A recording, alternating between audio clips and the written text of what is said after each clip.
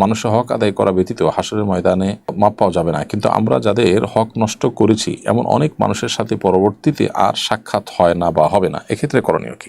পূজা উপলক্ষে বিভিন্ন ব্যবসা প্রতিষ্ঠান পণ্য ছাড় দেয়, এই সময় ছাড়ে পণ্য কিনতে পারবো কিনা? ধার্মিক পরহেজগার আল্লাহভীরু অর্থাৎ ভালো ইসলামিক জ্ঞান সম্পন্ন মেয়ে জীবন সঙ্গিনী হিসাবে পেতে চাইলে কি করা উচিত?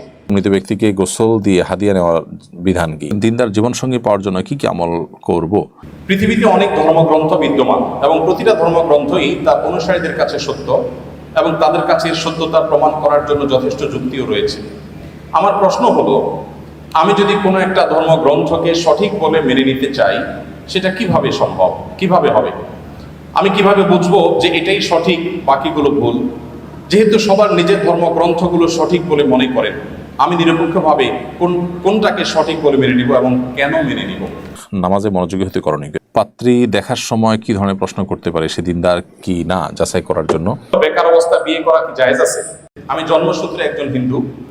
পৃথিবীতে অনেক ধর্মগ্রন্থ বিদ্যমান এবং প্রতিটা ধর্মগ্রন্থই তার অনুসারীদের কাছে সত্য এবং তাদের কাছে সত্যতা প্রমাণ করার জন্য যথেষ্ট যুক্তিও রয়েছে। আমার প্রশ্ন হলো, আমি যদি কোনো একটা ধর্মগ্রন্থকে সঠিক বলে মেনে নিতে চাই, সেটা কিভাবে সম্ভব, কিভাবে হবে? আমি কিভাবে বুঝবো যে এটাই সঠিক বাকিগুলো ভুল? যেহেতু সবার নিজের ধর্মগ্রন্থগুলো সঠিক বলে মনে করেন, আমি নিরপেক্ষভাবে কোনটাকে সঠিক বলে মেনে নিব এবং কেন মেনে নিব? খুবই গুরুত্বপূর্ণ এবং খুবই প্রয়োজনীয় প্রশ্ন করেছেন আমাদের এই ভাই। আমি প্রথমে তাকে ধন্যবাদ জানাই তার প্রশ্নটি আমাদের কাছে উপস্থাপন করবার জন্য।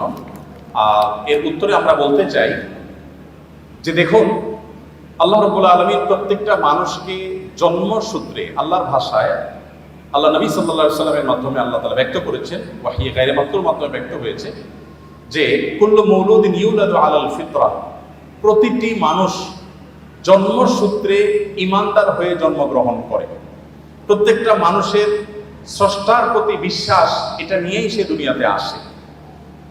এই স্রষ্টা সংক্রান্ত যে ধারণা, এটা তার সমাজ, তার পরিবার থেকে যেটা পায় সেটাকেই সে ধারণ করে। বাকি স্রষ্টার প্রতি ধারণার এই বিশ্বাসকে নিয়েই মানুষ জন্মগ্রহণ করে। তার বাবা মা সম্পর্কে আল্লাহ নবী সাল্লাল্লাহু আলাইহি ওয়াসাল্লাম বলেছেন, ইল্লা আন্না আবওয়াহু ইয়াহুদানিহি আও ইউনাসসারানিহি আও ইউমাজ্জিসানিহি। মানুষ যে বিভিন্ন ধর্মে অনুসারী হয়, এটা তার পরিবার থেকে যে দীক্ষা পায়, পরিবার তাকে যেদিকে গাইড করে সে সেদিকে যায়। বাকি জন্মসূত্রে সে আল্লাহ বা সৃষ্টিকর্তা যে একজন আছেন, সেই এক সত্তার প্রতি বিশ্বাসী হয়েই জন্মগ্রহণ করে। তারপরে সে ডাইভার্ট হয়ে যায় পারিবারিকভাবে যে গাইডেন্স পায় সেই গাইডেন্সের আলোকে। এখন আপনি যখন প্রাপ্তবয়স্ক হন, আপনি যখন দেখবেন যে একাধিক ধর্মগ্রন্থ বা একাধিক ধর্ম পৃথিবীতে আছে। আল্লাহ তাআলা কোরআনে কারিমে বলেছেন, ইন্নাদ দীনা ইনদাল্লাহিল ইসলাম, আল্লাহর কাছে একমাত্র মনোনীত দিন হলো ইসলাম। এই কথা যখন আপনি জানতে পেরেছেন, তখন আল্লাহ তাআলা আপনাকে যে বিবেক দিয়েছেন, সেই বিবেক খরচ করে আপনি ইসলামকে জানার চেষ্টা করবেন। আমরা যদি কেউ অন্য ধর্মকে জানার চেষ্টা করি, বিশেষ করে আমার যে ভাই প্রশ্ন করেছেন তিনি এবং আরো যারা অন্যান্য ধর্মে আছেন, আমি যদি বলতে চাই যে তারা যদি ইসলামকে জানার চেষ্টা করেন নির্মোহভাবে, তারা যদি সত্যানুসন্ধানের দৃষ্টি নিয়ে ইসলামকে স্টাডি করেন, কোরআনকে তারা পাঠ করেন এবং পড়েন, আমার বিশ্বাস একটা সময় তারা ইসলামের সত্যতাকে খুব সহজে, খুব স্বাভাবিকভাবে উপলব্ধি করতে পারবেন। যেহেতু তিনি একজন সৃষ্টিকর্তা বিশ্বাস করেন, অতএব সৃষ্টিকর্তার কাছে তার আকুতি থাকা উচিত, প্রার্থনা থাকা উচিত, হে মহান সৃষ্টিকর্তা, আপনি আমাকে গাইড করেন, এবং নিজের বিবেক বুদ্ধি সবগুলোকে উন্মুক্তভাবে তিনি ব্যবহার করে তিনি কোরআনকে, আল্লাহর দ্বীনকে তিনি বোঝার চেষ্টা করা দরকার। এটা যে কোনো ধরনের মানুষের জন্য প্রযোজ্য যে আপনি পারিবারিকভাবে যে দ্বীন পেয়েছেন, সেই দ্বীনকে আপনি রপ্ত করেন, বুঝেন। অন্য ধর্মাবলম্বী ভাই যারা আছেন তাদেরকে আমরা বলবো যে কোরআন আপনারা নির্মোহভাবে একটু পড়ার চেষ্টা করুন। ফ্রান্সের একজন পলিটিশিয়ান, তিনি একসময় ইসলামের প্রতি অনেক বেশি বিদ্বেষ ধারণ করতেন। 2009, 10, 11 এই সময়টাতে আমি সোশ্যাল মিডিয়াতে আমার ফেসবুক আইডিতে তার ছবি, নাম দিয়ে অনেক লেখালেখি করেছি তার ইসলাম বিদ্বেষের কারণে, মুসলমানদের প্রতি বিদ্বেষের কারণে। বেশ কিছুদিন পর, বোধহয় গত কিছুদিন আগে, এক ভদ্রলোক আমাকে দেখালেন ইউটিউবে তার একটা ভিডিও। আমি দেখে তো অবাক হলাম যে এই ভদ্রলোক একজন পলিটিশিয়ান ছিলেন, পাওয়ারফুল পলিটিশিয়ান ছিলেন। তিনি কোরআন এবং নবী করিম সাল্লাল্লাহু আলাইহি ওয়াসাল্লামের সিরাত এটাকে অধ্যয়ন করে উনি অধ্যয়ন করেছিলেন মুসলমানদের দৌড় ধরার জন্য, কিন্তু অধ্যয়ন করে তিনি একটা পর্যায়ে ইসলাম গ্রহণ করেছেন। অতএব আমি আমার এই প্রশ্নকর্তা বন্ধুকে বলবো, আপনি দুটি জিনিস, একটি হলো আপনি মুক্ত মন নিয়ে কোরআনে কারিমটা একটু পড়ুন এবং প্রিয় নবী সাল্লাল্লাহু আলাইহি ওয়াসাল্লাম পুরো জীবনীটা একবার পড়ুন। আপনি এটা পড়ার পর, মুক্ত মনে পড়ার পর, আপনার বিবেক আপনাকে গাইড করবে যে মুহাম্মদ সাল্লাল্লাহু আলাইহি ওয়াসাল্লামের যে দ্বীন আল্লাহর পক্ষ থেকে তিনি আমাদের সামনে উপস্থাপন করেছেন, এটা আল্লাহর পক্ষ থেকে আনিত ধর্ম এবং একমাত্র সত্য ধর্ম। এবং ইন্নাদ দীন ইনদাল্লাহিল ইসলাম, এই আয়াতের মর্ম আপনি উপলব্ধি করতে পারেন যদি কোরআনটা আপনি নির্মমভাবে পড়েন এবং নবী সাল্লাল্লাহু আলাইহি ওয়াসাল্লামের সিরাতটা আপনি পাঠ করেন। আল্লাহ তাআলা আমাদের সবাইকে হেদায়েতের পথে পরিচালিত হওয়ার তৌফিক দান করুন। অনেক সময় বিশ্ববিদ্যালয়ের বাস থাকার কারণে, বাসে থাকার কারণে মাগরিবের নামাজ মিস হয়ে যায়। বিষয়টি এমন, নামাজ পড়তে গেলে বাস চলে যাবে কিংবা বাসে সবাই মানবে না, পরবর্তী বাসের জন্য বসে থাকলে বাসায় যেতে দেরি হয়ে যাবে, মানে আশুলিয়া থেকে নারায়ণগঞ্জ, আবার পরের দিন সকালে ক্লাস থাকে, ফজর পড়েই রওনা দিতে হয়, এমন সময় মাগরিবের নামাজ কি বসে আদায় করা যাবে? দেখুন, মুসলমানের কাছে নামাজের চাইতে গুরুত্বপূর্ণ কোনো বিষয় নেই। নামাজ হলো মুসলমানের কাছে সবচেয়ে গুরুত্বপূর্ণ বিষয়। বিধায় নামাজের জন্য যদি আপনার একটু দেরি করে যাওয়া লাগে, একটু পরের বাসে যেতে হয়, 1 ঘন্টা পরে বাসায় পৌঁছেন, তাহলে তাই করতে হবে। প্রয়োজনে আপনি বাস থামিয়ে পথে নেমে যেতে হবে যদি টাইম চলে যায়, কারণ ইন্নাস সালাতা কানাত আলাল মুমিনিনা কিতাবাম মাওকুতা, নির্দিষ্ট সময় নামাজ পড়তে হবে। বিধায় আপনি নেমে নামাজ পড়ে নেবেন, এরপরে আপনি প্রয়োজনে নিজের গাছের টাকা দিয়ে অন্য বাসে যাবেন। যদি এগুলোর কোনোটাই আপনার জন্য সম্ভব না হয়, উজু করে বাসে উঠবেন, যে মাগরিবের নামাজ পথে আপনার সময় চলে যাওয়ার মতো পরিস্থিতি তৈরি হতে পারে, তাহলে বাসের মধ্যে আপনি যেভাবে সম্ভব দাঁড়িয়ে নামাজ আদায় করার চেষ্টা করবেন। যদি কেবলার দিকে যায় তাহলে ওদিকে ফিরে, যদি উল্টা দিকে যায় তাহলে সেদিকে ফিরে, আর যদি অন্য কোনো দিকে যায় তাহলে কোনোভাবে মোড় ঘুরিয়ে দাঁড়ানোর সুযোগ বের করার চেষ্টা করবেন। আমার জীবনে এরকম ঘটনা ঘটেছে যে বাসে আছি, দূরপাল্লার বাসে, ফজরের নামাজের টাইম যায় এবং বাস ড্রাইভার কোনোভাবে থামাবেন না, বহু কষ্টে ওযু করে গায়ের মধ্যে দাঁড়িয়ে নামাজ পড়েছি। কখনো পড়ে যেতে গেলে আমি সিট ধরে এসে নামাজের কাজ শেষ করেছি, তারপরে নামাজ আদায় করেছি আলহামদুলিল্লাহ। ইমানদারের জীবনে নামাজের চাইতে গুরুত্বপূর্ণ কোনো বিষয় নাই, সেজন্য আপনাকে নামাজ পড়তেই হবে। এটা নো কম্প্রোমাইজের মতো একটা বিষয়, আপনার জীবন মরণের একটা ব্যাপার। আপনি অন্য সব কিছুতে ছাড় দিতে পারেন, কিন্তু টাইম মতো নামাজ পড়ার ক্ষেত্রে কোনো ছাড় দেওয়ার সুযোগ নাই। যদি আপনি কোনো বাহনে থাকেন, নামার মতো কোনো পরিবেশ না থাকে, নামলে ভয়াবহ বিপদ হতে পারে, এরকম কোনো পরিবেশে থাকেন, তাহলে ওযু থাকলে সিটে বসে নামাজ পড়ে নেবেন। পরবর্তীতে অনেক ইমামদের মধ্যে সেই নামাজটা আপনাকে দৌড়ায় নিতে হবে, কিন্তু নামাজ আপনাকে পড়তেই হবে। এখানে কোনো প্রকার ছাড় কিংবা মাফ নাই। কিভাবে চোখে হেফাজতে রাখা যায়? আরেকটি প্রশ্ন হলো, বেকার অবস্থা বিয়ে করা কি জায়েজ আছে?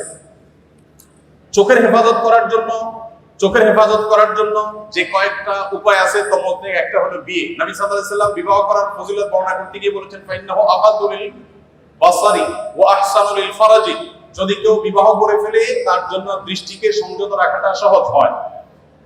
এখন প্রশ্ন হলো যে বেকার অবস্থা বিয়ে করা জায়েজ আছে কিনা? যদি বেকার অবস্থা বিয়ে করে বিবি স্ত্রীর ডাল ভাতের জোগাড় করা মতো সুযোগ থাকে, প্যারেন্টসের সহযোগিতা থাকে, তাহলে ইসলাম সেটা সম্পূর্ণ জায়েজ আছে, না জায়েজ কোনো কাজ নয়। বেকার অবস্থায় প্রেম বা অবৈধ ভালোবাসা সম্পর্ক হয় কি হয় না? শুধু হয় না, এই প্রেম ভালো, তথাকথিত প্রেম ভালোবাসা নামের এই 2 নম্বরই এটা বেকাররা বেশি করে। কি বলেন? যত বেকার আছে এখনো কর্মজীবনে ঢুকে নাই, আপনি দেখবেন তথাকথিত ভালোবাসার নামে বিবাহ বহির্ভূত সম্পর্ক সবচেয়ে বেশি করে এরা। কারণ কাজ নাই, শয়তান তার মাথায় একটা আকাশ ঢুকায় দেয় এবং তাকে বিপদের দিকে নিয়ে যায়। তো বেকার অবস্থা যদি খারাপ কাজ করা যায়, ভালো কাজ কেন করা যাবে না? অবশ্যই করা যাবে, তবে স্ত্রীর ভরণ পোষণের দায়িত্ব অবশ্যই আপনাকে বা আপনার প্যারেন্টসকে নিতে হবে। আপনি মুখস্থ শুধু করে ফেললেন, কারো দায়িত্ব নেওয়ার মতো আর্থিক ক্যাপাবিলিটি থাকবে না, এটা কিন্তু জায়েজ নয়। তো দৃষ্টিকে সংযত রাখার জন্য বিবাহ করার যেমন কার্যকর উপায় রয়েছে, এর যেরকম উপকারিতা রয়েছে, ঠিক একইভাবে আপনি যে পরিবেশে আছেন সেখানে প্রতিনিয়ত আত্মজিজ্ঞাসার মুখোমুখি করা নিজেকে, যে আমি কতটা নিজেকে নিয়ন্ত্রণ করতে পারছি। নিয়ন্ত্রণ করতে পারাটাই সার্থকতা, আর যা ইচ্ছা তা যেখানে তা আসলে দেখে ফেললাম, এটার মধ্যে কোনো সার্থকতা নেই। মাকসুদা খাতুন রেশমা, আপনি লিখেছেন, একটা মেয়ের উপর বৃদ্ধ বাবা মা সহ পরিবারের মোট 6 জন নির্ভরশীল। এই কারণে মেয়েটার 34 বছর হলেও বিয়ে হতে সমস্যা হচ্ছে। এই মুহূর্তে মেয়েটি কি সিদ্ধান্ত নেবে? বাবা মায়ের পরিবারের দায়িত্ব নাকি বিয়ে করবে? মেয়ের পরিবারের অন্য কোনো উপায় নাই। অনেক কষ্ট করে মেয়েকে শিক্ষিত করেছেন। বোন মাকসুদা, যে মেয়ের উপরে বাবা মা সহ পরিবারের অনেকেই নির্ভরশীল, এই নির্ভরশীলতার কারণে মেয়েকে বিয়ে দিবেন না, এটা মোটেই জায়েজ নয়। প্রয়োজনে তারা অন্য কোনো উপায় অবলম্বন করবেন এবং আল্লাহ তাআলা রিজিক দাতা, আল্লাহর উপরে আস্থা রাখবেন, ভরসা রাখবেন, নিজেদের জায়গা থেকে চেষ্টা করবেন। কিন্তু এই উসিলায় বা এইটাকে অজুহাত করে একটা মেয়ের বয়স পার হয়ে যাবে তাকে বিবাহ দিবেন, এটা উচিত নয় মোটেই। কারণ এই মেয়ের উপরে মেয়ের চরিত্র রক্ষা করার জন্য তাকে বিয়ে দেওয়াটা অপরিহার্য, সে বিষয়টি আপনাদের মাথায় রাখতে হবে। যদি হ্যাঁ মেয়ে নিজে থেকে বলে যে আমি বিবাহ করবো না, আমি নিজে বিবাহ না করলেও গুনাহে লিপ্ত হওয়ার আশঙ্কা নেই, নিজেকে আমি কন্ট্রোল বা নিয়ন্ত্রণ করতে পারছি ইত্যাদি ইত্যাদি, তাহলে সেক্ষেত্রে এটি ভিন্ন বিষয় হবে। তো প্রয়োজনে যদি এমন হয় যে না মেয়েকে বিয়ে দিয়ে পাশাপাশি তিনি চাকরি করতে পারবেন, তার শরিয়ার পর্দার বিধিবিধান সহ এগুলোকে আমল করে মেনে যদি চাকরি করতে পারবেন মনে হয়, তাহলে সেরকম ছেলে দেখে বিয়ে দিবেন যে ছেলে এটাকে মেনে নেবে, তাহলে সেক্ষেত্রে দুই কুলি রক্ষা হলো। কিন্তু মেয়ের চরিত্র রক্ষার জন্য বিয়ের ব্যাপারটা খুবই গুরুত্বপূর্ণ। ফারি আলম আপনি লিখেছেন, আইয়া বীজের রোজা রাখলে সেগুলো কি ভাঙতি রোজার সাথে হিসাব করা যায়? না, ফরজ রোজা আর নফল রোজা মেলানো যাবে না। দুইটা নফল রোজা একটার মধ্যে ইনক্লুড করা যায়, কিন্তু ফরজ আর নফল একসাথে ইনক্লুড করা যায় না। অর্থাৎ এক রোজাতে ফরজ রোজার কাজও দিবে আবার নফল রোজার কাজও দিবে, এটা হবে না। দিলরুবা আক্তার আপনি লিখেছেন, আমার বোনের উত্তরাধিকার সূত্রে প্রাপ্ত জমি আছে যার মূল্য অনেক, তার স্বামী সন্তান নেই, এখন তার কি হজ ওয়াজিব হয়েছে বা তার উপর কোরবানি ওয়াজিব হবে কিনা? তার কোনো নগদ টাকা নেই, ভাইয়েরা তার খরচ দেয়। বোন উত্তরাধিকার সূত্রে যে জমি পেয়েছেন, এই জমি এটার উপরে যদি তার সংসার চলে বা তার জীবন ধারণ করা নির্ভর করে, তাহলে তার উপরে এটা বিক্রি করে হজ করা ফরজ নয়। আর যদি সেরকম বিষয় না হয় তাহলে এটা বিক্রি করে হজ তাকে করতে হবে, কারণ এটা অ্যাসেট, এটা সেল করেও যদি সে হজ করতে পারেন তাহলে তার মানে হজ করার মতো টাকা হয়। হজ ফরজ হওয়ার জন্য একজন নারীর দুইজন মানুষের হজ করার মতো টাকা থাকতে হয়, নিজের এবং মাহরামের, তার সাথে যিনি যাবেন পুরুষ তিনি তার। অতএব বর্তমান বাজারে ধরেন 7 লাখ টাকা, তো আজকের বাজারে কেউ এরকম সম্পদের যদি মালিক হয় যে সম্পদের মূল্য 14 লাখ টাকা, তাহলে তার উপরে হজ ফরজ হয়ে যাবে। যদি এই সম্পদের উপরে তার জীবন ধারণটা নির্ভর না করে, তাহলে বিক্রি করে তাকে হজে যেতে হবে। এমডি জামিল আহমদ লিখেছেন, আমাদের গ্রামাঞ্চলের মানুষ বিশ্বাস করে মাজারে যে ব্যক্তিকে দাফন করা হয়েছে তার কবরে তিনি জীবিত, তারা নাকি কবর থেকে মানুষের উপকার করতে পারেন, কতটুকু সত্য? প্রথম কথা হলো, আল্লাহ সুবহানাহু ওয়া তাআলা কোরআনে কারীম পরিষ্কার করে বলেছিল, মা আনতা বিমাসমিউম মান ফিল কুবুর, হে রাসূল আপনি যারা কবরে আছেন শায়িত তাদেরকে আপনি উপকার পৌঁছাতে পারবেন না। এটা আল্লাহ রাব্বুল আলামিন পরিষ্কারভাবে বলেছেন। অতএব মাজারে যিনি আছেন তাকে আপনি বাহির থেকে শোনাবেন আর বললে তিনি শুনে যাবেন, এই ব্যাপারগুলো মোটেই সঠিক কোনো বিষয় নয় এবং সঠিক কোনো কথা নয়। কিন্তু এর পাশাপাশি আপনাকে মনে রাখতে হবে যে মাজারে যিনি আছেন তিনি কারোর কোনো প্রকার ক্ষতি সাধন করার কোনো ক্ষমতা নেই বা উপকার পৌঁছানোর কোনো ক্ষমতা তার নেই। শুধু তিনি কেন, পৃথিবীতে কোনো মানুষই আসলে কোনো মানুষের কোনো লাভ বা ক্ষতি পৌঁছানোর কোনো ক্ষমতা সংরক্ষণ করে না। এই বিষয়টি পরিপূর্ণই আল্লাহ সুবহানাহু ওয়া তাআলার ক্ষমতার বিষয়, আল্লাহ সুবহানাহু ওয়া তাআলার ইচ্ছাধীন ব্যাপার। আল্লাহ যাকে ইচ্ছা তাকে সম্মানিত করবেন, যাকে ইচ্ছা তাকে আল্লাহ তাআলা অসম্মানিত করবেন, যাকে ইচ্ছা তাকে উপকার দিবেন, যার ইচ্ছা তাকে উপকার দিবেন না, এটা সম্পূর্ণ আল্লাহর ব্যাপার। অতএব এরকম কোনো মৃত ব্যক্তি তিনি এরকম কোনো ক্ষমতা রাখেন মনে করলে ঈমান হারা হওয়ার উপক্রম হবে, মানুষ বেঈমান হবে এবং শিরকি বিশ্বাস এটি। তাহলে কবরে মানুষ এক ধরনের জীবন তো সবাই ধারণ করেন, সেটা ভিন্ন বিষয়, কিন্তু সাধারণ জীবন মানুষের মতো জীবিত এরকম মনে করা ভুল। আর তিনি কোনো উপকার করার ক্ষমতা রাখেন, এটা আরও বড় ভুল এবং শিরকপূর্ণ বিশ্বাস। জেসমিন আক্তার লিখেছেন, আমার অপারেশন হয় 11টা থেকে 2:30 পর্যন্ত আমি সেন্সলেস ছিলাম, পরেও একদিন আমার ব্লিডিং হচ্ছিল, ওই সময়ে নামাজগুলো আমি কিভাবে পড়তে পারবো? ওই সময় নামাজগুলোকে আমার পড়তে হবে? হ্যাঁ, অবশ্যই ওই নামাজগুলো আপনাকে পরবর্তীতে পড়তে হবে। এমডি জাহিদুল ইসলাম লিখেছেন, বর্তমানে ঘড়ি ও ব্রেসলেট সহ আয়াতুল কুরসি কোরআনের বিভিন্ন আয়াত সম্বলিত বিভিন্ন ব্যবহার্য জিনিস পাওয়া যায়, সেগুলো ব্যবহার করা জায়েজ হবে কিনা? এগুলো ব্যবহার করতে পারেন, কিন্তু এগুলো নিয়ে উন্মুক্তভাবে এগুলো নিয়ে কোরআন আপনার টয়লেটে আপনি যেতে পারবেন না, সেটির ব্যাপারে আপনাকে সতর্ক থাকতে হবে। এরপর তাসনিম সিরাত এই আইডি দেখে আপনি লিখেছেন, রাগ কমানোর উপায় বলবেন দয়া করে। রাগ কমানোর জন্য আউযুবিল্লাহি মিনাশ শাইতানির রাজিম বেশি বেশি পাঠ করবেন এবং দাঁড়ানো অবস্থার আগে এসে গেলে বসে যাবেন, বসা অবস্থার আগে আসলে শুয়ে যাবেন, অবস্থা জায়গার আগে হয়েছে সে জায়গা থেকে সরে যাবেন। উজু করলেও রাগ প্রশমিত হয়, নবী করিম সাল্লাল্লাহু আলাইহি ওয়াসাল্লাম রাগ প্রশমিত হওয়ার জন্য অনেকগুলো আমলের কথা বলেছেন, সেই আমলগুলো আমরা এই সবগুলোই তার মধ্যে অন্তর্ভুক্ত, এগুলো আমরা করতে পারি। এস এম সুলতান লিখেছেন, আমি একজন দিনমজুর, আমি অনার্স পাশ করে বেকার, আমি বিয়ে করতে চাই, আমার মহরের টাকা যখন জমা করি তখনই আমার একটা না একটা পারিবারিক সমস্যা লেগে যায়, তখন টাকা শেষ হয়ে যায়, তাই বিয়ে করতে পারছি না। আমি চাই নগদ মোহরে বিয়ে করব, এখন আমার কি পন্থা অবলম্বন করা উচিত বলে মনে করেন? দেখুন, যদি এরকম সমস্যা হয় যে আপনি বিয়ে করবেন আর একটা সমস্যা হচ্ছে, তো এটাকে আমি মনে করি যে কাকতালীয় সমস্যা। আপনি আপনার চেষ্টা অব্যাহত রাখেন, একসময় ইনশাআল্লাহ আপনি করতে পারবেন। সারা জীবন এরকম হতে থাকবে, ব্যাপারটা সেরকম না। আর যদি আপনি মোহর বাকি রাখেন, বিয়ে করেন, সেটাও কিন্তু নাজায়েজ হবে না, জায়েজ হবে। আপনি চাইলে বাকি রেখেও বিয়ে করতে পারবেন। এরপরে আসিফ আক্তার হৃদয় লিখেছেন, দিনদার জীবনসঙ্গী পাওয়ার জন্য কি কি আমল করব? পাত্রী দেখার সময় কি ধরনের প্রশ্ন করতে পারে সে দিনদার কি না যাচাই করার জন্য? হ্যাঁ, দিনদার কিনা যাচাই করার জন্য বিভিন্ন প্রশ্ন করতে পারেন, বিশেষ করে তার পার্থিব কোনো মোহ আছে কিনা। যদিও সবাই বলে মোহ নাই, এজন্যই এই সাক্ষাৎই আসলে সব কিছু নিরূপণ করা যায় না। তার পার্সোনালিটি, তার ব্যক্তিগত চিন্তাধারা, এগুলো তাকে যারা ব্যক্তিগতভাবে খুব ভালোভাবে চিনে জানে, দেখে কাছে থেকে, এরকম মানুষদের মাধ্যমে ভেরিফাই করে নিতে পারলে সেটা সবচেয়ে বেটার হয়। সামির ইসলাম, আর আপনার জীবনসঙ্গী, যে ভালো জীবনসঙ্গিনী পাওয়ার জন্য ভালো জীবনসঙ্গী, ভালো মানুষদের সঙ্গ আপনি অবলম্বন করবেন। ভালো মানুষ, ভালো সোসাইটি, ভালো সার্কেল, ভালো সমাজ, ভালো পরিবেশে যত বেশি থাকবে তত বেশি আপনি ইনশাআল্লাহ ভালো থাকতে পারবেন। এটা একটি বিষয়।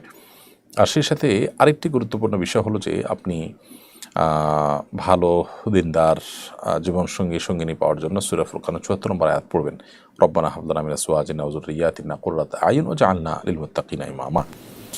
যার অর্থ হলো, আল্লাহ আমার চক্ষু শীতলকারী জীবনসঙ্গিনী সন্তান সন্ততি আপনি আমাকে দান করুন এবং আমাদেরকে মুত্তাকিদের ইমাম বানায় দেন। খুবই সুন্দর এবং অর্থবহ একটি দোয়া। সামির ইসলাম রাফা এর দিকে লিখেছেন, বিয়ের বিষয়ে জোর করার অধিকার বাবা মার আছে কিনা? বাবা মা বিয়ের ব্যাপারে সন্তানকে জবরদস্তি করার এখতিয়ার নাই। বিবাহ সন্তানের সন্তুষ্ট চিত্তেই হতে হবে এবং সন্তুষ্ট চিত্তে যদি না হয় তাহলে সেক্ষেত্রে অবশ্যই আপনার সেটা জুলুম হবে সন্তানদের প্রতি। কারণ বিয়ে যিনি করবেন, এক্ষেত্রে শরীয়ত তার এখতিয়ার, তার পছন্দ অপছন্দকে সব কিছুর উপরে প্রায়োরিটি দিয়েছে। বিধায় মা বাবা সেটা করতে পারবেন না। তবে হ্যাঁ, আবদারের জায়গা থেকে যে জোরাজুরি, যেটাকে বলা হয় আপনার কি বলে এটাকে, আবদার, তারপরে বাবা মা সুলভ যে আপনার কি জানি বলে বোঝাপড়া, সেই জায়গা থেকে যদি জোরাজুরি করেন তাহলে সেটা কিছুটা তো জায়েজ আছে। এরপরে আবদুল্লাহ শামিল আপনি লিখেছেন, অনেকেই অনলাইনে বিভিন্ন ওয়েবসাইটে প্রাকৃতিক বিভিন্ন দৃশ্যের ছবি বিক্রি করে উপার্জন করেন, এটার শরীয়ী বিধান কি? প্রাকৃতিক দৃশ্যের ছবি কেনা বেচাতে কোনো অসুবিধা নেই, যদি সেখানে কোনো প্রাণীর পরিপূর্ণ আকৃতি অবয়ব না থাকে তাহলে সেটা নাজায়েজ নয়। জাকিয়া সুলতান লিখেছেন, হুরমতে মুসাহারাত সম্পর্কে জানতে চাই। হুরমতে মুসাহারাত মানে হলো বৈবাহিক সম্পর্কের কারণে যে মাহরাম হওয়ার সম্পর্কটা সাব্যস্ত হয় সেটা। অর্থাৎ আপনি কোনো নারীর সাথে আপনার বিয়ে হয়েছে, তখন নারীর মায়ের সাথে আপনার যে মাহরাম হওয়ার সম্পর্ক, এটাকে বলা হুরমতে মুসাহারাত, বা বৈবাহিক সম্পর্কের কারণে যে মাহরাম সৃষ্টি হয় সেটা। আবদুল্লাহ শামিল আপনি লিখেছেন, অনেকে অনলাইনে বিভিন্ন ওয়েবসাইটে প্রাকৃতিক, এটা লিখে আমরা উত্তর দিয়েছি। হামিম মৃধা এর দিকে আপনি লিখেছেন, অসুস্থতার কারণে সারাদিনই যদি শরীর নাপাক থাকে, পুজ পড়তে থাকে, তার নামাজ পড়ার নিয়ম কি? সেক্ষেত্রে নিয়ম হলো প্রত্যেক ওয়াক্তের জন্য ওয়াক্ত হওয়ার পর ওযু করবেন, করে আপনি ওই ওয়াক্তের নামাজ পড়বেন। আবার সারা ওয়াক্তের মধ্যে যতক্ষণই পুজ পড়তে থাকে, অনবরত যদি পড়তে থাকে, আপনি পরবর্তী ওয়াক্ত আসার আগ পর্যন্ত ওই ওযু দিয়েই, অন্য কোনো ওযুভঙ্গের কারণ দেখা না গেলে, এই পুজ পড়ার কারণে ওযু ভাঙবে না, বরং এই ওযু দিয়ে আপনি যত ইচ্ছা তত কোরআন তেলাওয়াত, নামাজ ইত্যাদি করতে পারবেন। আর যখন নতুন কোনো ওয়াক্ত আসবে তখন আপনাকে নতুন করে ওযু করতে হবে। তাহলে এরকম ব্যক্তি প্রত্যেক ওয়াক্ত আসলে তখন সে ওয়াক্তের ওযু করে তিনি ওই ওয়াক্তের মধ্যে যত কাজ ওযু রিলেটেড আছে সবগুলো তিনি করতে পারবেন। ফাতেমা জেরিন আপনি লিখেছেন, নামাজে মনোযোগী হতে করণীয় কি? নামাজে মনোযোগী হওয়ার জন্য অনেক উপায়ের ভিতরে একটা হলো খুব ধীরস্থিরতা অবলম্বন করা। যত আস্তে আস্তে, যত সময় নিয়ে, রুকু সিজদা নিয়ে, যত লম্বা সময় নিয়ে দীর্ঘ সময় নামাজ পড়বেন, তত বেশি নামাজের মধ্যে মনোযোগ সৃষ্টি হবে ইনশাআল্লাহ তাআলা। এর বাইরে নামাজে যে সূরা, কেরাত এবং দোয়াগুলো আমরা পাঠ করি, সেগুলো যদি অর্থ সহকারে বুঝে বুঝে সুন্দর করে আমরা পাঠ করি, তাহলে ইনশাআল্লাহ মনোযোগ সৃষ্টি হবে। আর নামাজের আগে অনেক সময় দেখা যায় অন্যমনস্ক হওয়ার মতো অনেক বিষয়ে আমরা লিপ্ত থাকি, মোবাইল টিপে ইত্যাদি। এগুলো থেকে যদি বিরত থাকা যায় তাহলেও যথেষ্ট নামাজে মনোযোগ সৃষ্টি হওয়ার সম্ভাবনা থাকে। এমনি তানভীর হাসান লিখেছেন, ঘুম থেকে জেগে দেখি বীর্যপাত হয়েছে, কিন্তু আমি কোনো কিছুই বুঝতে পারিনি, কখন কি হয়েছে কিছুই জানি না, এখন আমার কি গোসল ফরজ হবে? হ্যাঁ, যদি আপনার বীর্যপাত হয়েছে এটা আপনি নিশ্চিত হন, তাহলে আপনার গোসল ফরজ হবে। যদিও আপনি জানেন না কখন বীর্যপাত হয়েছে বা কীভাবে হয়েছে সেটি। সালমা আক্তার লিখেছেন, মা যদি ভণ্ডপীরের ভক্ত হয় তবে করণীয় কি? মা যদি ভণ্ডপীরের ভক্ত হয় তারপরও মা তার সাথে আপনি দুর্ব্যবহার করতে পারবেন না, তবে তাকে সংশোধন করার জন্য আপনার জায়গায় আপনি চেষ্টা করবেন, নাসিহা করবেন, বুঝাবেন, সেটা সম্পূর্ণ ভিন্ন জিনিস। কিন্তু তার প্রতি অসৎ আচরণ করা, খারাপ আচরণ করা বা কোনো প্রকার অন্যায় কাজ করা আপনার জন্য কোনো অবস্থাতে জায়েজ হবে না।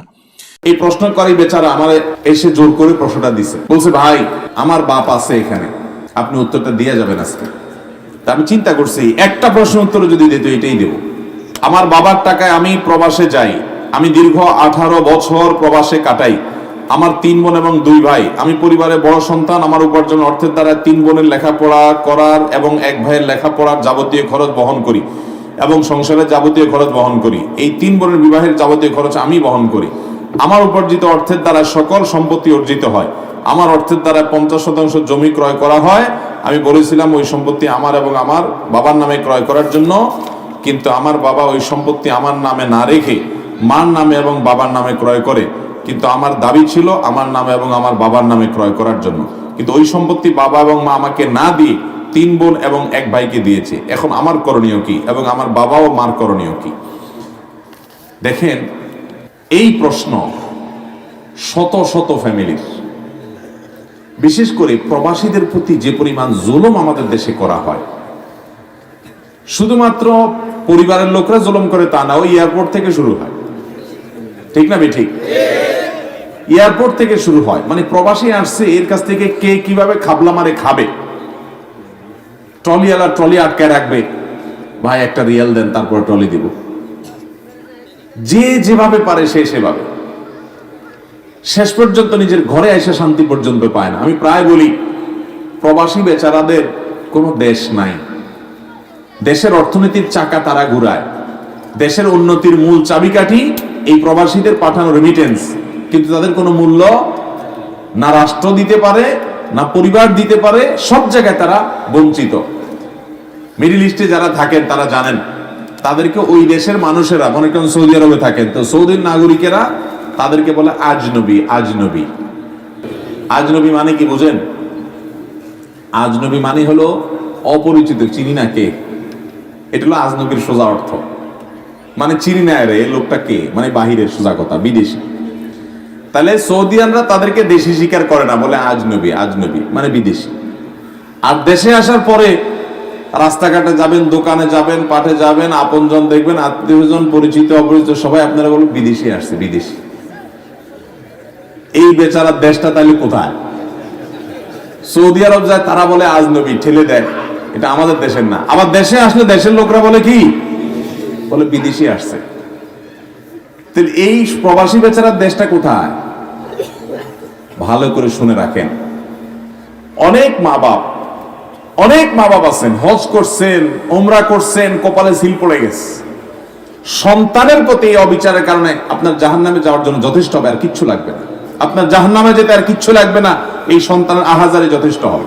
ভালো করে শুনে রাখেন, কোন সন্তান বাবা মার টাকা নিয়ে বিদেশ গেছে, জমি জমা বিক্রি করে বিদেশ গেছে, তার কর্তব্য হলো বাবা মার যে টাকা দিয়ে জমি জমা বিক্রি করে বিদেশ গেছে, যে টাকা খরচ করে বিদেশ গেছে, ইনকাম করার পর প্রথম সেটা পরিশোধ করে বাবা মার সম্পদ কিনে দেওয়া, যাতে সব ভাই বোন সমানভাবে পায়।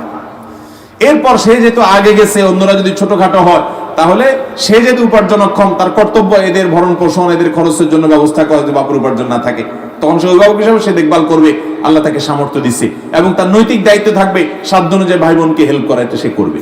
কিন্তু এর মানে এই না সে সারা জীবন যত উপার্জন করবে, জমি জমা করবে, ব্যাংক ব্যালেন্স করবে, সব বাপ নিজের নামে করবে, এবং অন্যান্য ছেলে মেয়ে যেগুলা রাস্তায় টোটো কোম্পানির ম্যানেজারি করে ঘুরে বেড়াইছে, ওইগুলারও ভাগ দিয়ে দিবে ওর কষ্টের টাকা। এটা কোনোদিন জায়েজ হবে?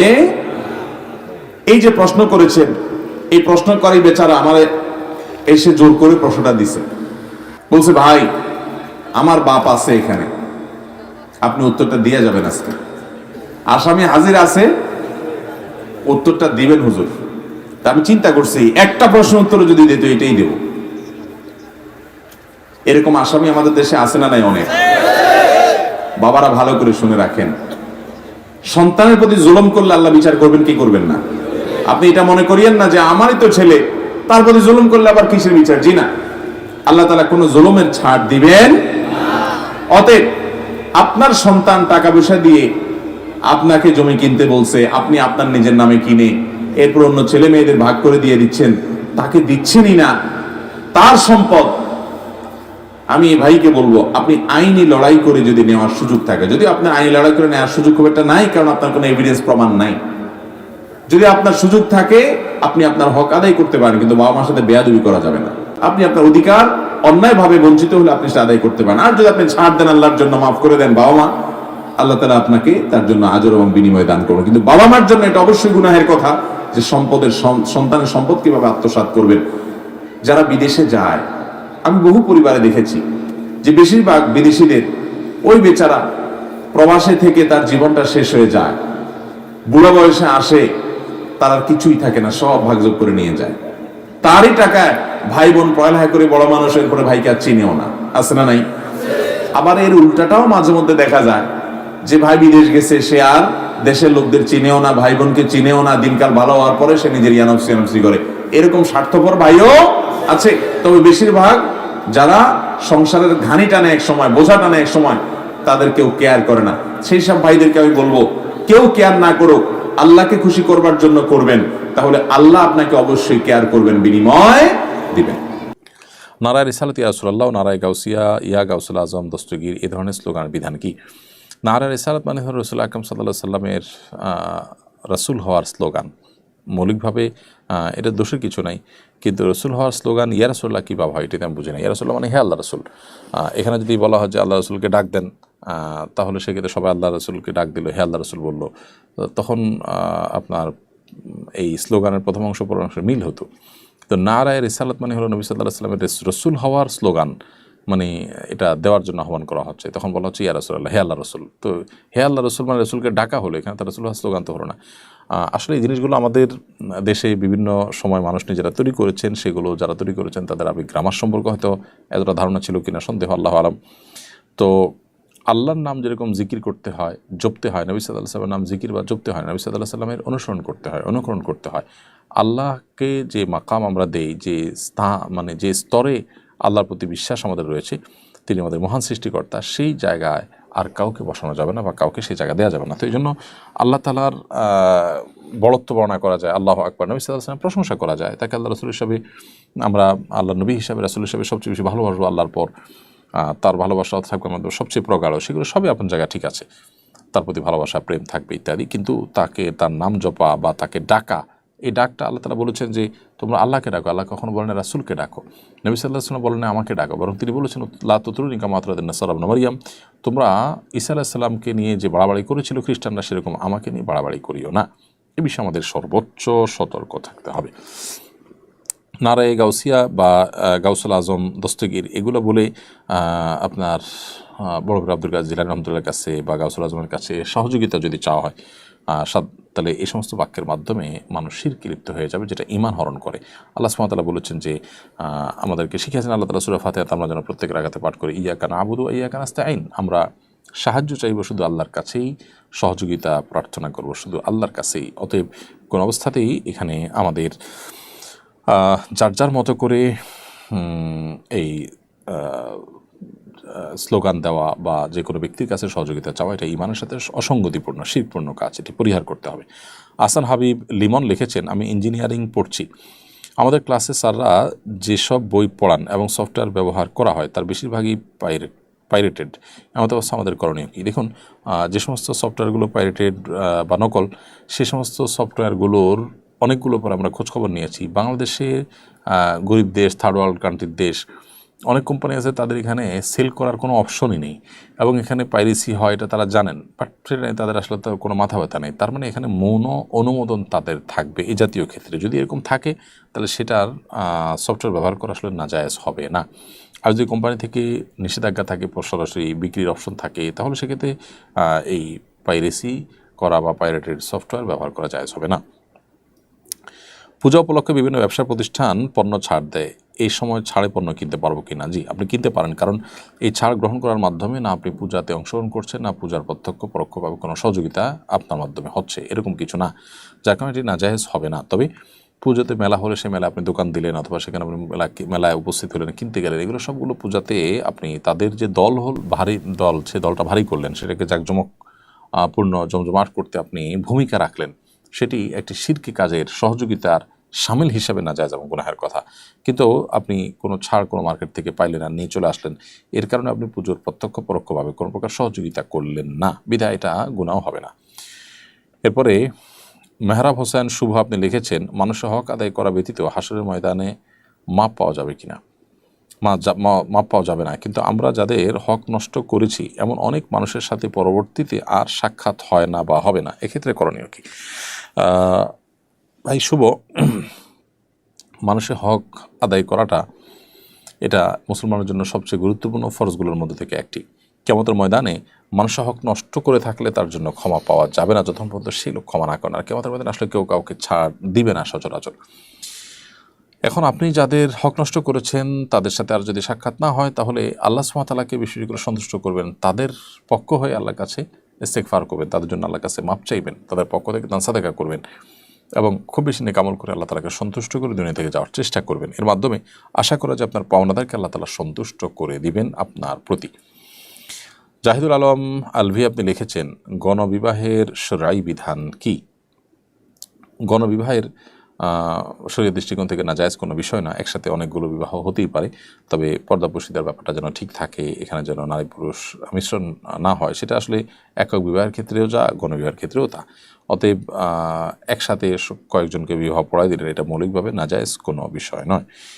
ইফাতুল গাজী লিখেছেন, মৃত ব্যক্তিকে গোসল দিয়ে হাদিয়া নেওয়ার বিধান কি? মৃত ব্যক্তিকে গোসল দেওয়া, কাফন দেওয়া এবং দাফন করানো, এগুলো সবগুলো কিন্তু ফরজ কাজ, ফরজে কেফায়া এলাকাবাসীর উপর। অতএব কোনো ব্যক্তি এখান থেকে পারিশ্রমিক নেওয়া তার জন্য জায়েজ নাই। হ্যাঁ, এলাকাবাসীর তরফ থেকে এই কাজটি আঞ্জাম দেওয়ার জন্য কাউকে নিয়োগ দেওয়া হলো, চাকরি দেওয়া হলো, তিনি সবার তরফ থেকে এটা করছেন এবং এটা তার নিয়োগপ্রাপ্ত, এটার জন্য তিনি, তো সবার তরফ থেকে যখন তিনি এটা করছেন সেই জায়গা থেকে এটা তার জন্য জায়েজ হতে পারে। কিন্তু ব্যক্তি বিশেষ কোনো কাজ করলেন, এ জাতীয় কোনো কাজ করলেন যেটা তারও কর্তব্যের মধ্যেই পড়ে, করে তিনি পারিশ্রমিক গ্রহণ করেন, এটাকে পেশা হিসাবে গ্রহণ করেন, এটা জায়েজ নয়। কারণ এটাকে ইবাদত, যেটা ইবাদত হয় সেটা ইবাদতের পারিশ্রমিক নেওয়া জায়েজ নাই। কিন্তু যখন সবার তরফ থেকে ইবাদত আদায় করার জন্য কাউকে দায়িত্ব দেওয়া হয় তখন সেটা ভিন্ন ইস্যু হয়। মোহাম্মদ কফিল উদ্দিন লিখেছেন, গরিব মানুষ ত্রাণের চাল সংগ্রহ করার পর তা বিক্রি করতে পারবে কিনা? অবশ্যই বিক্রি করতে পারবে, কারণ ত্রাণের চাল পাওয়ার পর এটা একান্ত তার এখতিয়ার, তিনি এটা খাবেন না বিক্রি করবেন, অনেক সময় এটা বিক্রি করে অন্য চাল কিনবেন তিনি, এরকম হতে পারে, এটা তার এখতিয়ার আছে। ফারজানা দেলোয়ার আপনি লিখেছেন, লং হিজাব পরে নামাজ পড়তে গেলে ফ্যানের বাতাসে হিজাব সরে গিয়ে পায়ের আঙ্গুল দেখা গেলে কি নামাজ হবে? অসুবিধা নেই, এতে নামাজ হবে। আর দ্বিতীয়ত হলো যে যদি সতরের কোনো অংশ সামান্য এক ঝলকের জন্য এটা সরে যায় আবার ঠিক হয়ে যায়, তাহলে এর কারণে নামাজ হবে না, ব্যাপারটা সেরকম না। সাইফুল লস্কর লিখেছেন, ইন্ডিয়া থেকে বিধর্মীদের অনুষ্ঠানে কোনো খাবার খেতে পারবো কিনা? অনেক সময় হিন্দু বন্ধুরা নিমন্ত্রণ করেন, গ্রহণ না করলে মন খারাপ করেন। হিন্দুদের কোনো অনুষ্ঠানে যদি আপনি খাবার গ্রহণ করেন তো সেক্ষেত্রে মৌলিকভাবে সেটি হারাম কিংবা নাজায়েজ হবে না, যদি সেখানে হালাল খাবার পরিবেশন করা হয় এবং সেখানে যে টেবিলে খাচ্ছেন সেখানে কোনো মাদক না থাকে, আপনি সেখানে বসে খেতে পারেন, আপনার হালাল খানা খেতে পারেন আপনি। তবে অনুষ্ঠানটাই যদি এরকম হয় যে অনুষ্ঠানটাতে আসলে আপনার কি বলে, যেই অনুষ্ঠানে হারামের উপাদান রয়েছে, সেখানে গান বাদ্য রয়েছে, সেখানে শিরকের বিষয় আসর রয়েছে, এরকম যদি হয় তাহলে সেক্ষেত্রে সেটা জায়েজ হবে না, সেটা গুনাহের বিষয় হবে। অতএব ওই অনুষ্ঠানে কি হচ্ছে সেটা গুরুত্বপূর্ণ বিষয়, আপনি কি খাচ্ছেন সেটা গুরুত্বপূর্ণ বিষয়, এর বাইরে সেখানে আসলে আপনার জন্য শরিয়ার বিধিনিষেধের আর কোনো গণ্ডি বা সীমানা নেই। অন্য ধর্মাবলম্বী হলেই যে তাদের সাথে এক মজলিসে বসে খাওয়া যাবে না বা তাদের দাওয়াতে খাওয়া যাবে না, ব্যাপারটা সেরকম না। নবী করিম সাল্লাল্লাহু আলাইহি ওয়াসাল্লাম ইহুদির দাওয়াতে কিন্তু খেয়েছেন, বিধায় হালাল কিনা এবং সেই অনুষ্ঠানে গেলে কোনো হারামের উপাদান থাকছে কিনা, আপনার সাথে সম্পৃক্ত হতে হচ্ছে কিনা, এটা হলো গুরুত্বপূর্ণ বিষয়। জেসমিনা খাতুন আপনি লিখেছেন, আমার বয়স 27 বছর, আমি ডিভোর্সি, আমি দিনদার স্বামী পেতে চাই, আল্লাহর কাছে চাইও, কিন্তু যত সম্বন্ধ আসে সব বেনামাজি, আমি এখন কি করব? ধৈর্য ধারণ করব নাকি বিয়ে করে ফেলবো? পরামর্শ কামনা করছি। বোন জেসমিনা খাতুন, আল্লাহ তাআলা আপনার মনের বাসনা পূরণ করুক এবং নামাজি দিনদার মানুষ আপনার জীবনসঙ্গী হিসেবে মিলিয়ে দিন, আমরা দোয়া করি।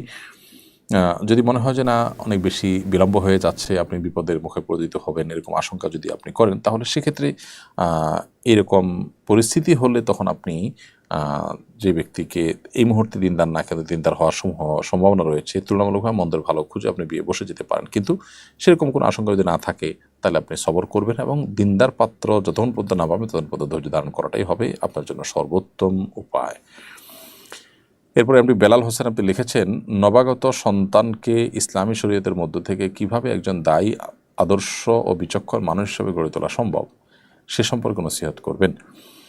ভাই বেলাল হোসেন, নবাগত সন্তানকে দিনদার, আদর্শ, দায়ী হিসাবে গড়ে তোলার জন্য যে কাজটি আপনি করবেন সেটি হলো তাকে আগে থেকেই, ছোটবেলা থেকেই তাকে দ্বীনি শিক্ষা এবং দীক্ষা দেওয়ার চেষ্টা করবেন। একদম শুরু থেকেই ভালো পরিবেশ দিবেন যেখানে তাকওয়া চর্চা হবে, দিনদারিতার চর্চা হবে, তার ইমানকে পরিপুষ্ট করার সুযোগ পাবে পারিপার্শ্বিক যে পরিবেশ সেখান থেকে, এরকম জায়গায় তাকে বড় করানোর চেষ্টা করবেন।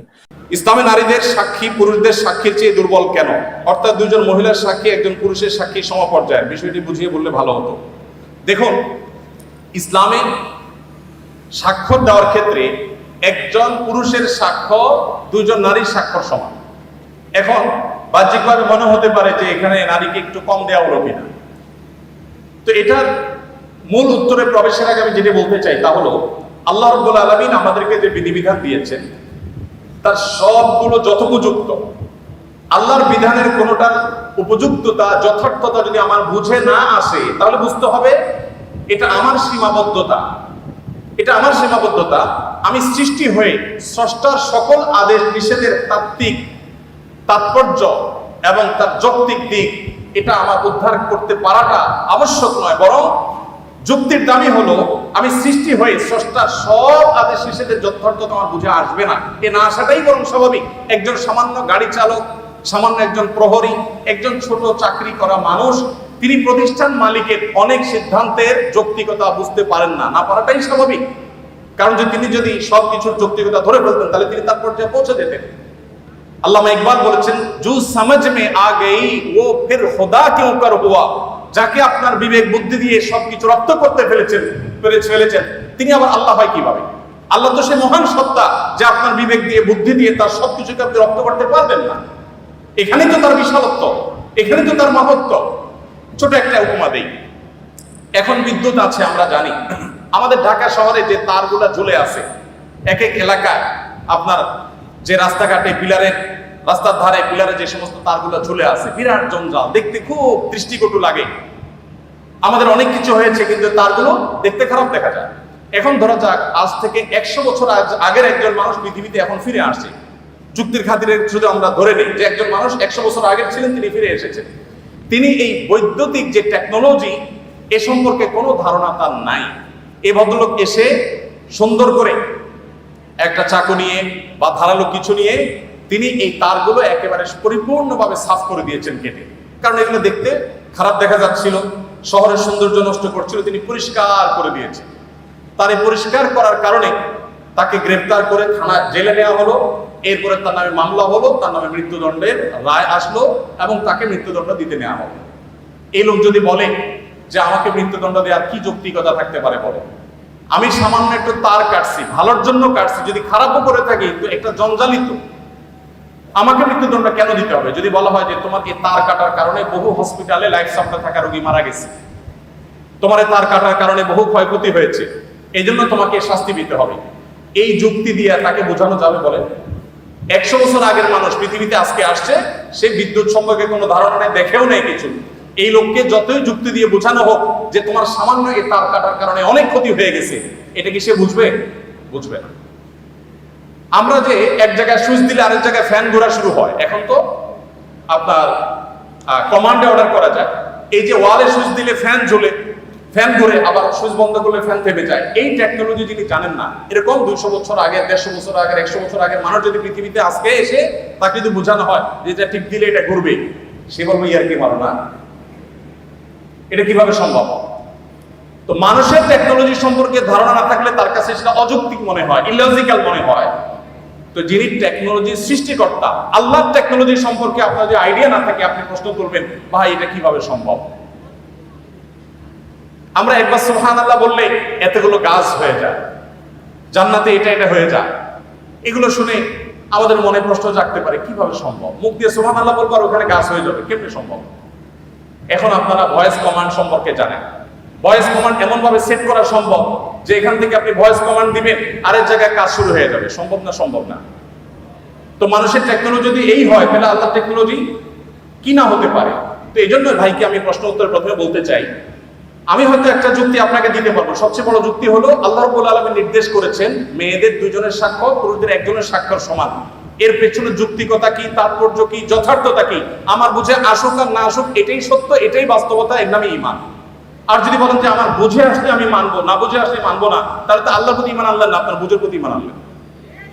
যাই হোক, এখানে সাক্ষ্যের একটা ব্যাপার হলো যে সাধারণত সাক্ষ্য দেওয়ার যে বিষয়গুলো ঘটে এগুলো পুরুষরাই সাধারণত দেখে, মেয়েদের দেখার পসিবিলিটি কম থাকে। তারা থাকেন পর্দায়, তারা থাকেন বাসা বাড়িতে, তারা থাকেন নিজস্ব আঙ্গিনা, নিজস্ব আলোয়।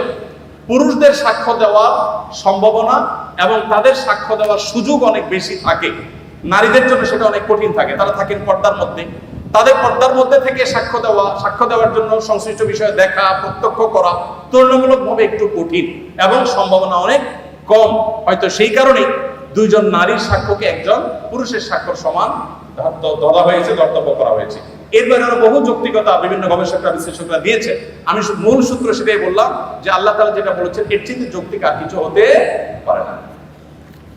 ধার্মিক, পরহেজগার, আল্লাহ ভীরু অর্থাৎ ভালো ইসলামিক জ্ঞান সম্পন্ন মেয়ে জীবন সঙ্গিনী হিসাবে পেতে চাইলে কি করা উচিত? সমাজের একেবারে হিরঞ্চি যারা হয়, এরাও এসে মহিলা মাদ্রাসার প্রিন্সিপালকে বলে, হুজুর একটা ভালো মেয়ে দেখেন আমার জন্য।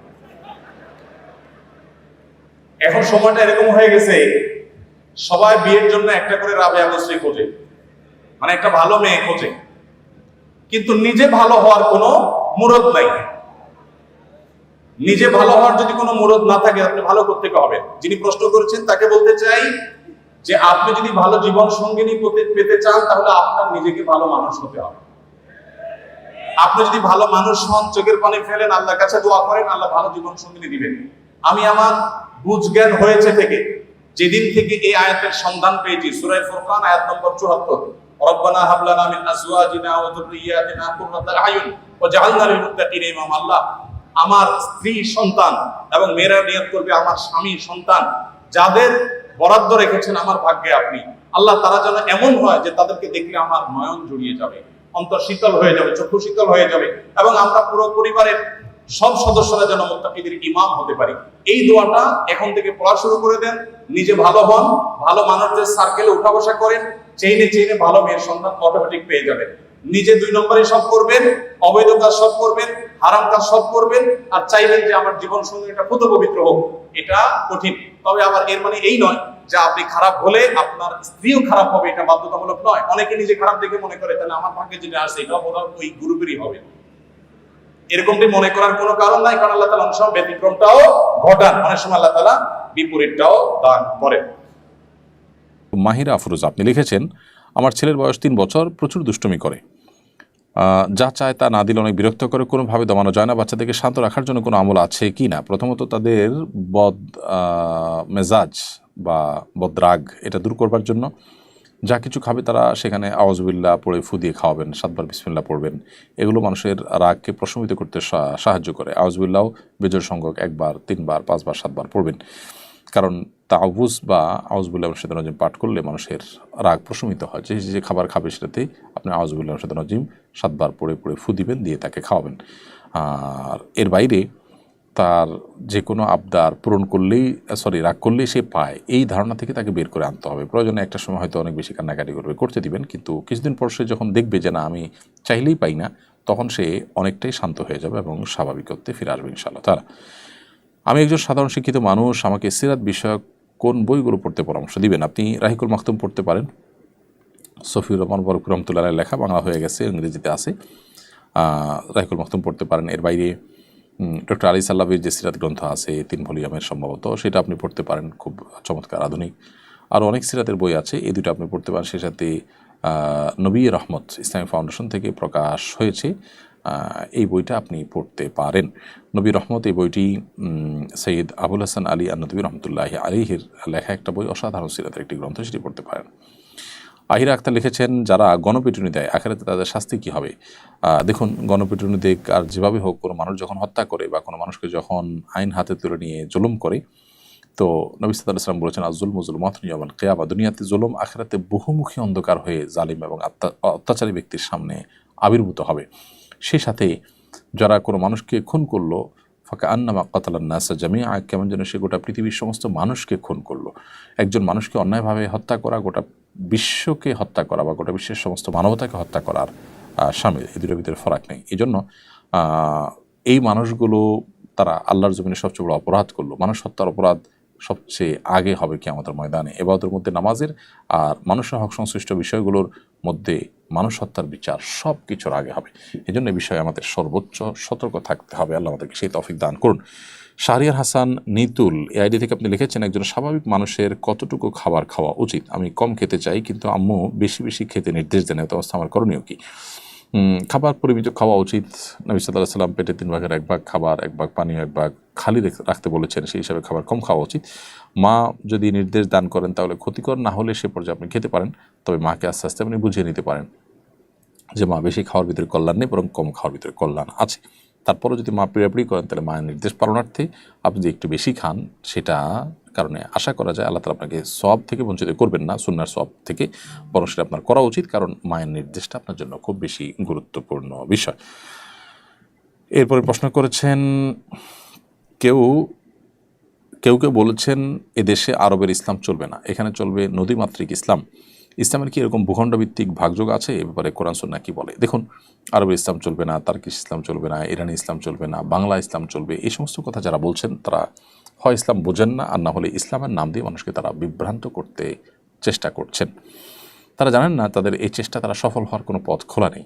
আল্লাহ সুবহানাহু ওয়া তাআলা বলেছেন, ইউরিদুনা আন ইউতফিউ নূরাল্লাহ, তারা আল্লাহর নূরকে নিভিয়ে দিতে চায়, অথচ আল্লাহ তাআলা তার নূরকে নিভাতে দিবেন না। পৃথিবীতে বহু মানুষ চেষ্টা করেছে ইসলামকে সংকুচিত করবার জন্য, বিকৃত করবার জন্য, এদের কেউই কিন্তু চূড়ান্তভাবে সফল সাকসেস হয় নাই। সাময়িকভাবে কেউ কেউ সুবিধা পেলেও আল্লাহ সুবহানাহু ওয়া তাআলা তাদের প্রত্যেককে চূড়ান্তভাবে পাকড়াও করেছেন। পৃথিবীতে যেদিন ইসলাম টিকার মতো পরিবেশ থাকবে না, পৃথিবীই থাকবে না, আল্লাহ তাআলা কিয়ামত সংগঠন করে ফেলবেন। অতএব তাদের এই দিবাস্বপ্ন এটি কখনোই বাস্তবায়ন হবে না। দেখুন, ইসলাম হলো আল্লাহর পক্ষ থেকে মনোনীত দিন। আল্লাহ বলেছেন, ইন্নাদ-দীনা ইনদাল্লাহি ইসলাম, ইসলাম হলো আল্লাহর পক্ষ থেকে মনোনীত দিন। ইসলাম আল্লাহ তাআলা তার রাসূলের মাধ্যমে কোরআন নাজিল করার মধ্য দিয়ে আমাদেরকে দিয়েছেন। এই কোরআন নাজিল হয়েছে নবী সাল্লাল্লাহু আলাইহি ওয়াসাল্লামের প্রতি, এবং বাংলাদেশে, ইরানে, তার্কিতে আলাদা আলাদা কোরআন নাজিল হয় নাই, আলাদা আলাদা নবী আসে নাই। তাহলে বাংলার ইসলাম আলাদা কিভাবে হবে? ইসলাম যে পদ্ধতিতে এসছে, ইসলাম যার উপরে নাজিল হয়েছে, তিনি যেহেতু একজন, অতএব ইসলামের ফরম্যাট তো একাধিক হতে পারে না। বিধায় এটা সুস্পষ্ট বিভ্রান্তি এবং গোমরাহি ছাড়া আর কোনো কিছু নয়। বিধায় এই ব্যাপারটিতে আমাদের সর্বোচ্চ সতর্ক থাকতে হবে এবং দায়িত্বশীলতার পরিচয় আমাদেরকে দিতে হবে। তা না হলে আমার মনে হয় যে আমরা বিভ্রান্তির বেড়া জালে আমরা নিপতিত হব, যারা আমাদেরকে এই তথাকথিত বাংলা ইসলাম, আরব ইসলাম বলতে বিভাজন করছেন। ইসলাম আসলে কোনো জায়গা দেখে, কোনো অঞ্চল দেখে চলে না, ইসলাম কোরআন সুন্নাহ দেখে চলে। কোরআন সুন্নাহর সাথে নবী সাল্লাল্লাহু আলাইহি ওয়াসাল্লামের নির্দেশনা, কোরআনের আয়াতের সাথে যার যত মিল থাকবে, ইসলামের ক্ষেত্রে তিনি ততটাই পিওর হিসাবে বিবেচিত হবেন। এক্ষেত্রে আপনার অঞ্চল কি, আপনি কোন দেশে আছেন, এই বিষয়গুলো আসলে একেবারেই বিবেচ্য নয়। বিধায় এই বিষয়ে আমাদেরকে সর্বোচ্চ দায়িত্বশীলতার পরিচয় দিতে হবে। আরেকটা বিষয় হলো যে, যখন গণতন্ত্রের ব্যাপার আসে, তখন এই বাংলা ইসলাম, আরবি ইসলামের যে প্রবক্তারা যারা বিভাজন করছেন, এই মানুষগুলো তখন কিন্তু এটা বলেন না যে বাংলাদেশের যে গণতন্ত্র আছে, আমরা বাংলা গণতন্ত্র চাই, এটা কিন্তু বলেন না। বাংলাদেশের গণতন্ত্রের যে চর্চা আছে, সেটাকে তো আপনি সমর্থন করেন না। আপনি তো নিশ্চয়ই সেক্ষেত্রে গণতন্ত্রের যে আতুরঘর, আমেরিকাতে কোন গণতন্ত্র আছে, বা গণতন্ত্রের যে কেতাবি গণতন্ত্র সেটা যে কোথায় আছে, আপনি সেটাকে ফলো করেন। আপনি তো এখানে আপনার অঞ্চলে কোন গণতন্ত্র চর্চা আছে সেটা তো আপনি দেখেন না। তাহলে ধর্মের বেলায় কেন আপনি সেই কাজটি করছেন না? এই বিষয়ে আমাদের প্রত্যেকটা মানুষকে সজাগ থাকতে হবে। যারা আমাদের দেশে ইসলামকে বিকৃত করার বা বিকৃত ইসলামকে উপস্থাপন করার চেষ্টা করছে, তাদেরকে থামাতে হবে। আল্লাহ তাআলা তাদেরকে হেদায়েত দান করুন। সাইদুর রহমান লিখেছেন, বৈদেশিক মুদ্রা ক্রয় বিক্রয়ে শরীয়তের আদেশ কি? জি, বৈদেশিক মুদ্রা ক্রয় বিক্রয় করতে পারেন এবং যথারীতি এটার দাম ওঠানামা করবে, সেই ওঠানামার ভিত্তিতে আপনি কম বেশ করেও বিক্রি করতে পারেন। যখন উঠবে বেশি দাম হবে বেশি দামে, কম দামে কম দামে বিক্রি করতে পারবেন। এমনি রাফিকুল ইসলাম আপনি লিখেছেন, আমি প্রবাসে একটা লন্ড্রির দোকানে কাজ করি, প্রায় জামার পকেটে কিছু টাকা পাই, এই টাকাটাকে আমি গ্রহণ করতে পারবো? না, এই টাকাটা আপনি জামার মালিককে পৌঁছে দিবেন, ইস্ত্রি করার পর হয় জামার সাথে রেখে দিবেন, আর নাহলে যথাযথ নিয়মে তার কাছে যখন তিনি নিতে আসবেন তখন ব্যাক করবেন। আপনি এটি গ্রহণ করতে পারবেন না। প্রয়োজনে প্যাকেটের ভিতরে রেখে দিবেন, তার প্যাকেট জামার সাথে তার টাকা চলে যাবে, কিন্তু আপনি এটা গ্রহণ করা আপনার জন্য জায়েজ হবে না। কারণ এই টাকাটা তিনি ভুলে রেখে দিয়েছেন, জানেন না, টের পান নাই, সেটা আপনি নিজে আটকে রাখতে পারেন না। মুসলমানরা ইদানিং স্বপ্রণোদিত হয়ে পূজা মণ্ডপ পাহারা দেওয়ার উদ্যোগ নিচ্ছেন, এটা কতটুকু সঙ্গত? না, মোটেই সঙ্গত না। কোনো প্রয়োজন ছাড়া আপনি পূজা মণ্ডপ কেন পাহারা দিয়ে যাবেন? পুরো পূজা মণ্ডপে যে শিরক হয়ে থাকে, আপনি মুসলমান, আপনি বিশ্বাস করেন এটি আল্লাহর জমিনে সবচেয়ে বড় অপরাধ, তাহলে সেই কাজে আপনি কেন পাহারাদারি করতে যাবেন? হ্যাঁ, যদি এমন পরিস্থিতি হয় যে সেখানে কোনো প্রকার হামলা হয়ে, সেখানে কোনো প্রকার অপ্রীতিকর পরিস্থিতি সৃষ্টি হয়ে সাধারণ মানুষের ক্ষয়ক্ষতি মানে মুসলমানদের উপরে সেটার দায় চাপানো হতে পারে, এরকম যদি হয়, তাহলে সেক্ষেত্রে আপনি মুসলমানদের কল্যাণার্থে সেখানে পাহারাদারি করলেন, সেটা একটা এক্সেপশন হতে পারে। কিন্তু চাইলেই আপনি পূজা মণ্ডপ গিয়ে দাঁড়ায় গেলেন এবং সেটাকে স্বপ্নদিত হয়ে সব খুশি মনে পাহারা দিতে থাকলেন অনবরত, এটা আপনার দায়িত্ব বানিয়ে নিলেন, সেটা হবে যে শিরকের কাজে সহযোগিতা করার শামিল। আপনি সেখানে পাহারা দিবেন হলো যে কোনোভাবে মুসলমানদের কেউ যেন ক্ষতি করতে না পারে, দুর্নাম করতে না পারে, অপরাজনীতি করতে না পারে, সেই জায়গা থেকে যদি প্রয়োজন হয়। এমনি হাবিবুর রহমান হাবিব লিখেছেন, আমার সাথে একটা মেয়ের বিয়ের কথাবার্তা চলছে, কিন্তু সমস্যা হলো ওই পরিবারের একটা শারীরিক প্রতিবন্ধী মেয়ে আছে। আমি যদি এই পরিবারে বিয়ে করি তাহলে ভবিষ্যতে আমার সন্তানরা কারো প্রতিবন্ধী হওয়ার সম্ভাবনা আছে কিনা, বিষয়ে আপনি ভালো কোনো চিকিৎসকের শরণাপন্ন হতে পারেন। এটি আমার সাবজেক্ট না যে মানে এখানে কোনো ক্ষতির সম্ভাবনা আছে কি নেই, এটা স্বাস্থ্য সংক্রান্ত ইস্যু। তবে শরিয়ার দৃষ্টিকোণ থেকে কোনো বিধিনিষেধ এখানে নেই আপনার বিবাহ করার ক্ষেত্রে।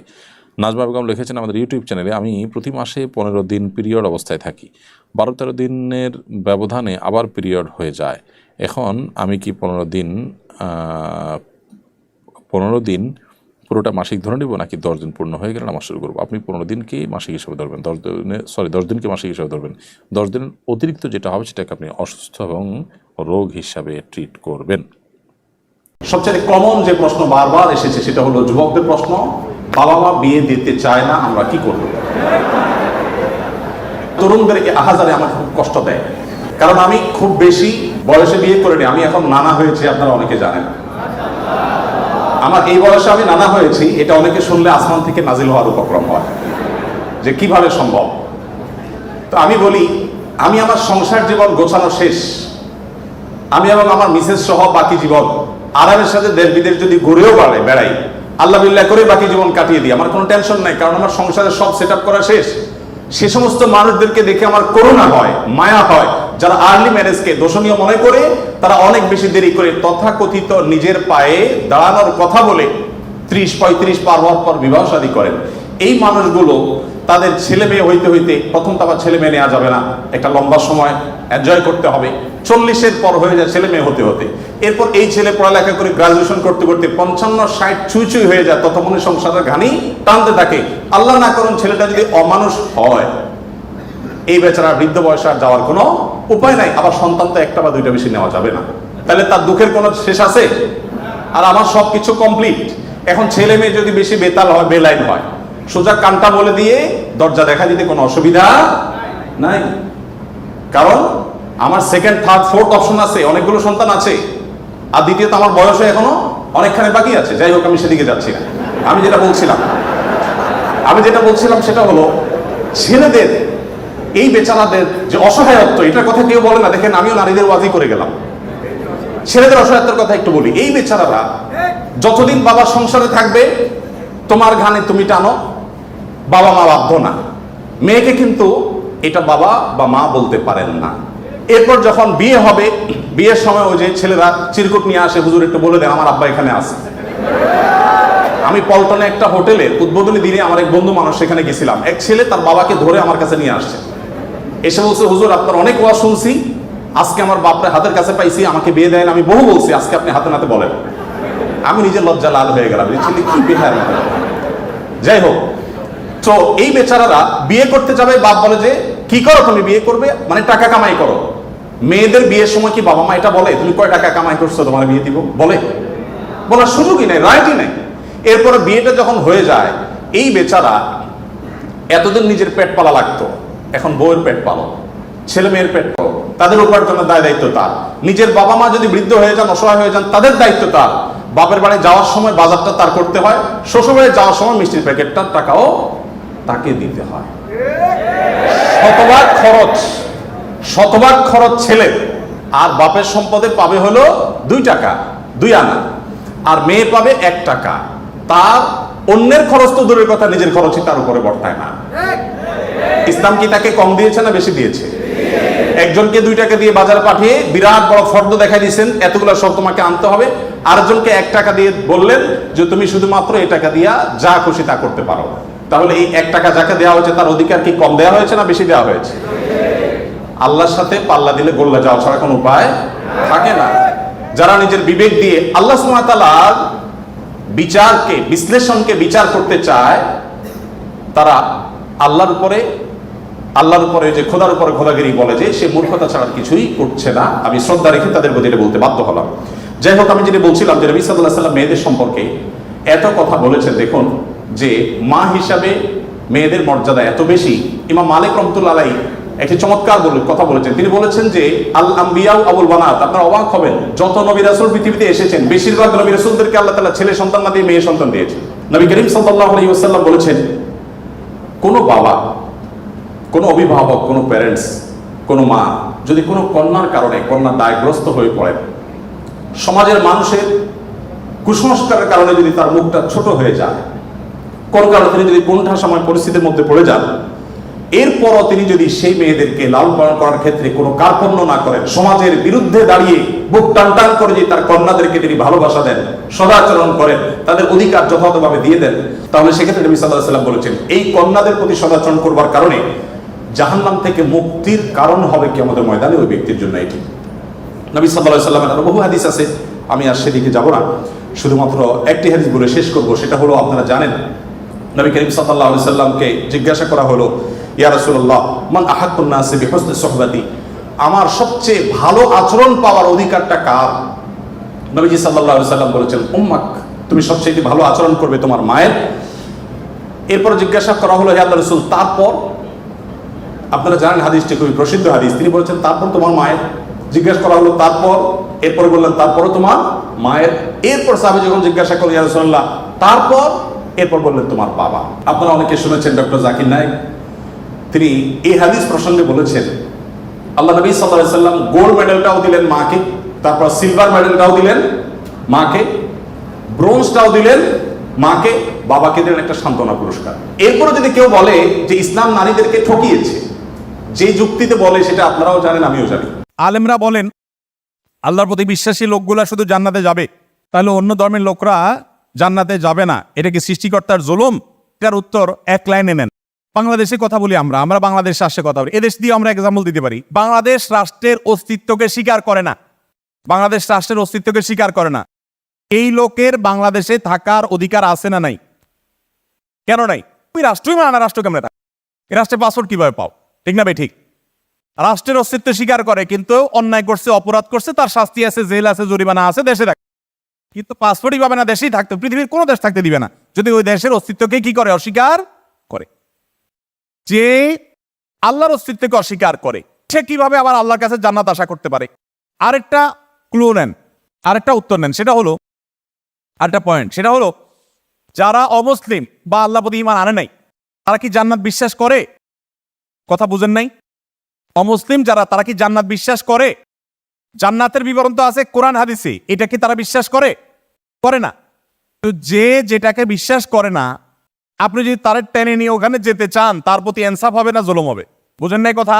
সে তো জান্নাত বিশ্বাসই করে না, আপনি তার জোর করে জান্নাত নিতে চাচ্ছেন কেন? এটা বরং কি হবে? জুলুম হবে।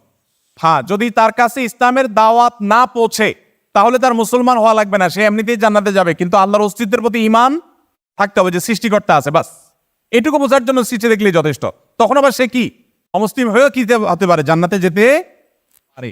আমার নবজাতক একটি মেয়ে হয়েছে, একটি ইসলামীকরণ নাম রাখলে খুশি হতাম। মেয়ের জন্য নাম সবচেয়ে ভালো নাম হলো আমাতুল্লাহ, আল্লাহর বাদী। ছেলে হলে সবচেয়ে উত্তম নাম হলো আব্দুল্লাহ। মুশকিল হলো আমাদের দেশে আমরা আব্দুল্লাহ, আব্দুর রহমান এসব নাম রাখতে চাই না। কেন চাই না? কারণ আব্দুল্লাহ নামে আমার ভাতিজা আছে, আমার বাগিনা আছে, অমুকের নাম আছে, প্রচুর নাম আছে। আমরা এসা বলি হুজুর একটা আনকমন নাম দেন, লালটু, বল্টু, নান্টু, ঠিক না বে ঠিক? এই টাইপের নাম খুঁজি আমরা। দেখেন কিয়ামতের ময়দানে মানুষকে নাম ধরে ডাকা হবে, অমুকের ছেলে অমুক, তখন বলা হবে বল্টুর বাপ। আপনার কাছে কেমন লাগবে? আল্লাহর বান্দা যখন বলা হবে, আল্লাহ যখন আল্লাহর পক্ষ থেকে ডাকা হবে আল্লাহর বান্দা পরিচয়, নিশ্চয়ই এটার কারণে আপনি ফেভার পাবেন। এজন্য নামগুলো সুন্দর হওয়া উচিত, আমাদের অর্থ হওয়া উচিত। অ্যারাবিয়ানদের মধ্যে তো একই নামে কয়েক ছেলে রাখারও প্রবণতা আছে। 4টা ছেলে, সবগুলোর নাম মোহাম্মদ। তাহলে ডাকে কিভাবে? মোহাম্মদ আউয়াল, মোহাম্মদ সানি, মোহাম্মদ সালেস, মানে মোহাম্মদ 1, মোহাম্মদ 2, মোহাম্মদ 3, মোহাম্মদ 4, এভাবে ডাকে। অনেক সময় দেখা যায় দাদার নামও মোহাম্মদ, নাতির নামও মোহাম্মদ, কোনো অসুবিধা নেই। আমাদের দেশে নাম রাখা নিয়ে নানা রকমের বিড়ম্বনা আছে। ইউটিউবে আমার একটা আলোচনা আছে শিশুর নামকরণের কয়েকটি শরঈ নীতিমালা, প্রায় 1 ঘন্টা ব্যাপী। সেখানে অনেকগুলো পয়েন্ট আমরা এনেছি, সেটা দেখে নিবেন। আশা করি ইনশাল্লাহ একটা গাইডলাইন পাবেন। এছাড়া নামের মধ্যে প্রথম নাম তো হলো ছেলেদের ক্ষেত্রে আব্দুল্লাহ, আব্দুর রহমান সবচেয়ে উত্তম নাম। মেয়েদের ক্ষেত্রে আমাতুল্লাহ, আমাতুর রহমান সবচেয়ে উত্তম নাম। আর এরপরে দ্বিতীয় পর্যায়ের নাম হলো আল্লাহর যত নাম আছে গুণবাচক, সেগুলোর শুরুতে আব্দুন যোগ করলে যত নাম হবে, আব্দুল ওদুদ, আব্দুর রহিম, আব্দুল সাত্তার, আব্দুল গাফফার, এগুলো হলো সবচেয়ে উত্তম নাম। তারপরে তৃতীয় পর্যায়ের সবচেয়ে উত্তম নাম হলো নবী রাসূলদের নাম, সাহাবীদের নামে নামকরণ করা। তারপরে যে কোনো নেককারদের নামে নামকরণ করা বা সুন্দর অর্থবহ নামে নামকরণ করা। এমনকি বাংলা বা অন্য কোনো ভাষাতেও আপনি নামকরণ করতে পারেন, কিন্তু নামটা হতে হবে অর্থবহ এবং সুন্দর। আমার বয়স 27 বছর, আমি নিজেকে এখন বিয়ের উপযুক্ত মনে করি, তাই দেনমোহরের টাকা জমাচ্ছি। কিন্তু এই অবস্থায় আমার পিতা হজ করার জন্য আমার উপরে আশা করে বসে আছেন। এমত অবস্থায় বাবাকে হজে পাঠালে আমি ফরজ কাজ বিয়ে করতে পারছি না, বিয়ে করলে বাবাকে হজে পাঠাতে পারছি না। এই অবস্থায় আমার করণীয় কি? আমার কামাইয়ের টাকা দিয়ে বাবাকে হজ করানোর বাধ্যবাধকতা আদায় গেছে কিনা? না। সন্তানের টাকা দিয়ে বাবা মাকে হজ করানোর বাধ্যবাধকতা নাই। বাবা মা নিজের সম্পদে হজ করাটা তাদের উপরে ফরজ। যদি তাদের সেই সক্ষমতা না থাকে আপনি চাইলে করাইতে পারেন, না চাইলে কোনো অসুবিধা নাই। কিন্তু মুশকিল হলো আমাদের দেশে বাপ মা এত বেবুজা আর আবদার সব প্রবাসীদের উপরে। দেশে যেগুলো থাকে কোটি কোটি টাকা কামাইলে ওগুলোর প্রতি কোনো আবদার নেই। সব আবদার কার উপরে? প্রবাসীর উপরে। বোনটা বিয়ে দেওয়া প্রবাসী, ভাইটারে বিদেশ নেওয়া প্রবাসী, আমারে হজ করানো প্রবাসী, বাড়িটারে বিল্ডিং বানানো প্রবাসী, সব প্রবাসীর উপরে আবদার বাবা মার। আমি দেশে বিভিন্ন মাহফিলে, বিভিন্ন মিডিয়াতে, টেলিভিশনে বলার চেষ্টা করি যে প্রবাসীদের প্রতি অত্যাচার বন্ধ করুন। অনেক বাবা মা জাহান্নামে যাবে শুধু প্রবাসী সন্তানের প্রতি জুলুম করার কারণে। অনেক বাবা মা জাহান্নামে যাবে শুধুমাত্র প্রবাসীদের সন্তানদের প্রতি জুলুম করার কারণে। অনেক প্রবাসী ভাইরা আছেন, কিছু জিনিস আছে ইসলামের নির্দেশ না, উনি ইসলাম মনে করে ভুল করে, এরপরে এবার হাউতাস করে, আফসুস করে, মাথা আশ্রায়। আপনাকে ইসলাম বলে নাই আপনি যা উপার্জন করছেন তার সব বাবার নামে পাঠাই দিই, ইসলাম কোথাও বলে নাই আপনাকে। হ্যাঁ, আপনার বাবা আপনাকে জমি বিক্রি করে হজে পাঠাইছেন, জমি আপনি কিনে দিতে হবে, আপনার কর্তব্য। আপনার বাবা টাকা লোন করে টাকা হজে পাঠাইছে বা নিজে টাকা দিয়ে পাঠাইছে, আপনি ওই টাকা পরিশোধ করতে হবে। এবং কৃতজ্ঞতা স্বরূপ ছোট ভাই বেরাদার পারলে তাদেরকে টেনে আনবেন, টেনে উঠাবেন, সেটাও আপনার কর্তব্য। কিন্তু আপনি উপার্জন করে সকল দায় দানা পরিশোধ করছেন, এরপরও আজীবন যত জমি কিনবেন সব বাপের নামে কিনতে হবে, ইসলাম এটা বলে নাই। আপনার জমি আপনি নিজের নামে কিনবেন। এমনকি অনেক প্রবাসী আছে বইয়ের প্রতি মহব্বতের চোটে সব বইয়ের নামে কিনাতে হয়। এরপরে কি হয় পরের লাইন আমরা সবাই জানি।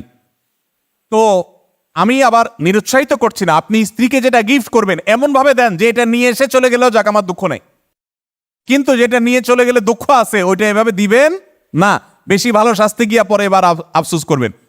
কোন কোন প্রবাসী আমাদের অফিসে আছে, আসন্না ফাউন্ডেশনে, আমার কাছে আইসা বলে হুজুর আমি বিদেশে সারা জীবন অনেক টাকা কামাই করছি, এই সেই, এখন বই সব নিয়ে পালাইছে, আমার খাওয়ার ব্যবস্থাও নাই, ফাউন্ডেশন দিয়ে কিছু করেন। তো ভুল করলে তার প্রায়শ্চিত্ত ভোগ করতে হয়, খবরদার এই ভুলগুলো আপনারা করবেন না। তো এই জন্য বাবা মাকে হজ করাটা আপনার উপরে ফরজ না, কিন্তু মুশকিল হলো বাপ মা তো বেবুজা। তো বেবুজা হলে আপনি তাদেরকে হজ করানোর নিয়ত করেন এবং চেষ্টা করেন, আল্লাহ আপনাকে সক্ষমতা দিলে করাতে পারলে ভালো। কিন্তু আপনি বিয়ে করবেন না, বাবা মাকে হজ করাবেন। আপনার বিয়ে যদি ফরজ হয় তাহলে আপনার বিয়েকে অগ্রাধিকার দিতে হবে। বিয়ে সবসময় ফরজ না, কখন ফরজ হয় সেটা জেনে নেবেন। খাবার সময় মোচে পানি বা খাবার লাগলে সেটা মাকরু বা হারাম, এটা সঠিক কিনা? না, এরকম কোনো সঠিক নাই, এরকম কোনো কথা নাই। মোছে লাগলে হারাম হবে বা মাকরু হবে, কোনো কিছু হবে না, তবে এটা অস্বাস্থ্যকর, অ্যাভয়েড করলে ভালো। শরীয়তের এটার ব্যাপারে কোনো নিষেধাজ্ঞা নাই। মোজ যাদের আছে, পানি পান করতে গেলে একটু মোছে লাগতেই পারে।